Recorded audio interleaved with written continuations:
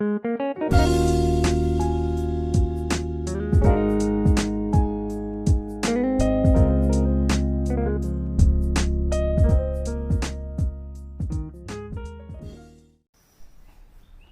students, in today's session we'll discuss experimental proof for DNA replication.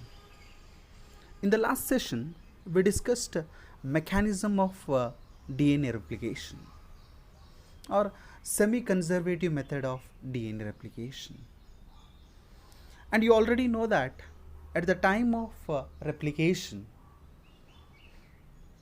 the two strands DNA strands separates, and the separated strands act as a template strand on which new strand is synthesized, daughter strand is synthesized. That means two parental strands which act as a template strand on which new daughter strands are synthesized. During this process, one of the parental strand is conserved on which new strand is synthesized, and hence it is called a semi-conservative method of replication. The experimental proof for semi-conservative method of replication was qualitatively given by Herbert Taylor on fava bean and quantitatively by Michelson and Stahl on E. coli.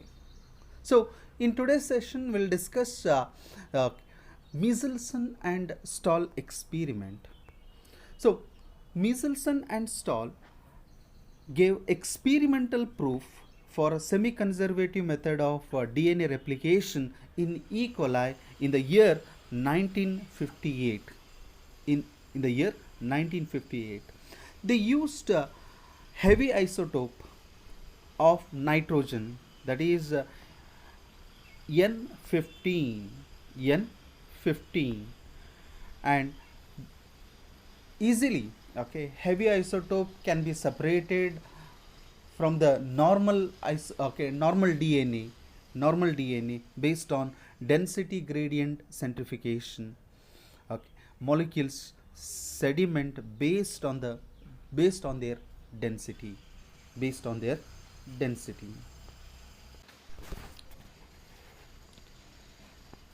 They grew E. coli in a medium containing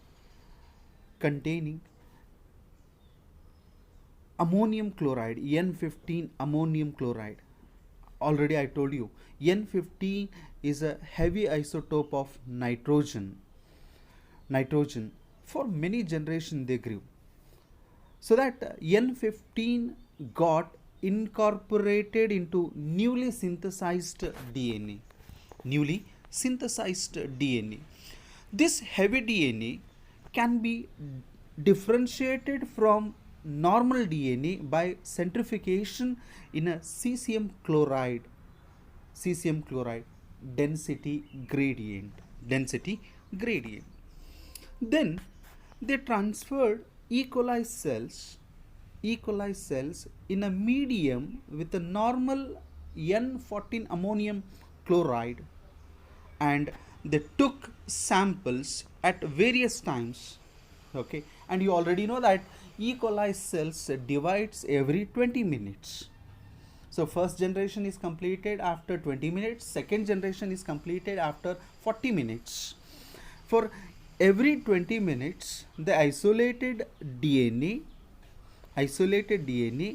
and centrifugation is done in a cesium chloride based on density gradient. So that they took out samples of various time of intervals and extracted DNA and centrifuged them to measure their density. So at the end of first generation, we could able to get hybrid DNA. So the density of DNA equals that of cesium chloride, because at the end of first generation the one parental strand is conserved, and the first parental strand will be N15, and new strand is synthesized, and that strand is N14, so that we could able to get hybrid DNA at the end of first generation. The DNA extracted from the cells after one generation of transfer from N15 medium to N14 medium had hybrid or intermediate density. Then the DNA extracted after two generation. Look at here. This is first generation. So all DNA is N15. At the end of first generation, two parental strands separate on which new strand is synthesized. And look at here, the two parental strand are N15 and daughter strands are N14. At the end, so we could able to get 50% of N14 and 50% of N15, so that we could able to get hybrid DNA or intermediate density. At the end of second generation, okay, the two strands, parental strands, okay, so separates on which new strand is synthesized, and all newly synthesized DNA is N14. So that 75% of DNA is N14 at the end of second generation. Look at here, 75% of DNA consists of N14 isotope, and only 25% of DNA is consist of N15. So finally they came to conclusion that DNA, okay, replication is semi-conservative. During the process of replication, one of the parental strand is conserved on which new strand is synthesized. This completes the Michelson and Stahl experiment. Let us move on to the next concept, functions of DNA, directing protein synthesis. So you already know that DNA is expressed in terms of proteins. That means proteins are synthesized under the instruction of one gene, a single gene responsible for synthesis of single protein. For example, the two genes, okay, which are involved in synthesis of two proteins, okay, whereas a single gene is involved in or responsible for synthesis of single protein. The second function, replication. Only DNA produces copy of itself. DNA can synthesize its own DNA by the process called replication. Hence, we call it as autocatalytic.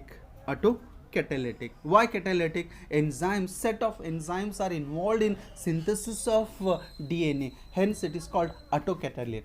So one enzyme which is involved in synthesis of, main enzyme which is involved in synthesis of DNA, that is DNA dependent DNA polymerase enzyme.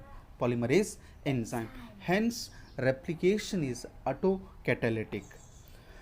Then we'll move to the third very important function, transcription. So DNA can synthesize the other nucleic acids, that is such as RNA. So you already know that types of RNA, mRNA, rRNA, tRNA, and all these RNAs are synthesized from DNA by the process called transcription. So only thing is the enzyme changes here. In order to synthesize RNA, we required DNA dependent RNA polymerase enzyme. So DNA is heterocatalytic. That means it has the ability to synthesize RNA by the process called transcription. Okay, so transcription. This completes the Michelson and Stahl experiment. In the next session, we'll discuss transcription process.